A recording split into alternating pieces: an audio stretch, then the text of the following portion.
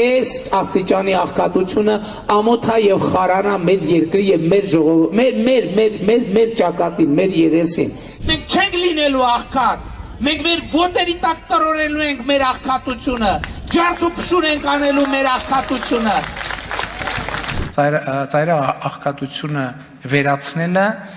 ինքը, այդպես ասած, շատ դարակազմիկ խնդիր չէ։ Աղքատությունը վերացնել, այն ոտքերի տակ ջարդ ու փշուր անել էր խոստանում Նիկոլ Փաշինյանը 2018-ին, 2021-ին, նաև 2026-ին ընտրություններից առաջ։ ՔՊ-ի նախընտրական ցուցակի 5-րդ կետն է տարեկան առնվազն 5%-ով կրճատել աղքատությունը։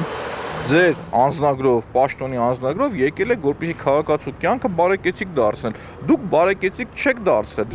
Վիճակագրական կոմիտեն համառորեն չի հրապարակում Հայաստանում 2025 թվականի աղքատության ցուցանիշը, իսկ 2024-ի տվյալով մեր երկրում աղքատ է բնակչության մոտ 22%-ը, 660,000 մարդ։ Ավելի քան 18,000-ը ծայրահեղ աղքատ է, այսինքն միայն պաշտոնական թվերով Հայաստանում ամեն 4-րդ մարդը աղքատ է։ Պաշտոնական վիճակագրությամբ ստացվում է շուրջ ամեն 4-րդը արդեն աղքատ է ստացվում մեր մոտ, բայց իմ գնահատմամբ ամեն 3-րդ քաղաքացին։ Վիճակագրական ծառայությունը նաև փոխել է հաշվարկման մեթոդաբանությունը եւ իմ գնահատմամբ աղքատությունն ավելի բարձր մակարդակի է։ Փորձագետները նկատում են, որ Հայաստանը բարեկեցիկ դարձնելու խոստումներ տված Փաշինյանը 8 տարի միայն մի թեզ է առաջ տարել, թե ժողովրդի գլխում է աղքատությունը, ինքն ինչ անի։ Աղքատությունը մեր գլուխներում է։ Հետո թե կրթություն չստացածներն են հիմնականում աղքատ։ Որ տասնամյակներով Հայաստանի երեխաները դպրոց չեն ունեցել, հարգելի գործընկերներ։ Հիմա այդ երեխաները մեծացել են, հասուն մարդիկ են եւ պետքա վաստակեն։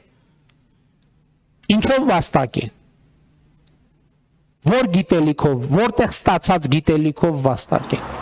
Մինչդեռ պաշտոնական թվերը ցույց են տալիս, որ Հայաստանում աղքատ են նաև բուհ ավարտած հազարավոր մարդիկ։ Ըստ վիճակագրական կոմիտեի 2024 թվականին ավելի քան 100,000 բարձրագույն կրթություն ստացած մարդ աղքատ է։ Նրանց ամսական ծախսը չի գերազանցել 53,000 դրամը, ինչը ցածր է նույնիսկ սպառողական զամբյուղից, այն ավելի քան 68,000 դրամ է։ Աղքատության հաղթարման խնդրը դա կառավարության գլխում է ուղիղ, իրանք այդ խնդիր ունեն, որովհետև իրանք վատ կառավարում են եւ իրանք 8 տարվա մեջ նույն կրթական ոլորտում, եթե մենք նայում ենք, գրեթե 0 ներդրում են իրանք կատարել, էլի ինչ են արել, որպեսզի կրթությունը ավելի բարելավեն։ Եթե լիներ աշխատանք, այսինքն աշխատաշուկայում մեծ առաջարկ կա, բայց պահանջարկը չկա, այսինքն աշխատատեղերը այդ որպես այդպեսին չկան, որ մարդիկ գնան աշխատեն։ Դրա արդյունքն է դա։ Ըստ 2024 թվականի տվյալների աղքատ է նաև աշխատանք ունեցողների 0,4%-ը։ Մոտ 150,000 աշխատող առաջին անհրաժեշտության ապրանք չի կարողացել գնել։ Այդ ֆոնի վրա իրանց մոտ աճում է պարտքը 8 տարի 8 միլիարդ դոլար։ Մնացորդային ինչ արժեք են ստեղծել։ Թող կանգնեն ասենք սուտ գործարանների ուրա իրենց բացած գործարանները։ Ինչ են արել։ Գնալով այդ պարտքը ավելանում է։